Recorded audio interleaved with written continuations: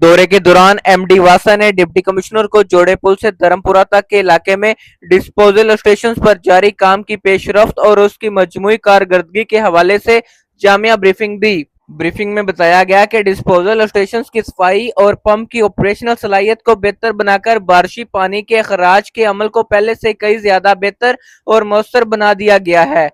DC Lahore ने disposal पर जारी काम का बारीक बीनी से मुआयना किया और हदायत जारी की कि तमाम मुतलका कामों को मुकर्रर वक्त के अंदर हर सूरत मुकम्मल किया जाए ताकि शहरियों को बारिश के दौरान किसी भी किस्म की जहमत का सामना न करना पड़े।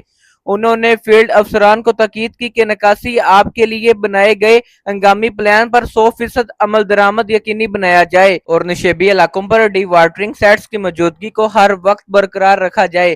कैप्टन रिटायर्ड मोहम्मद अली एजाज का कहना था कि इन तरक्याती मनसूबों को बर वक्त तकमील से का निकासी आपका निज़ाम मुस्तकिल बुनियादों पर बेहतर हो जाएगा। इससे शहरियों को बारिशों के दौरान दरपेश शुरुआती मसाइल से मुकम्मल निजात मिलेगी। उन्होंने मजीद कहा कि अवामी फलाह के इन मनसूबों में शफाफियत और मियार पर कोई समझौता नहीं किया जाएगा।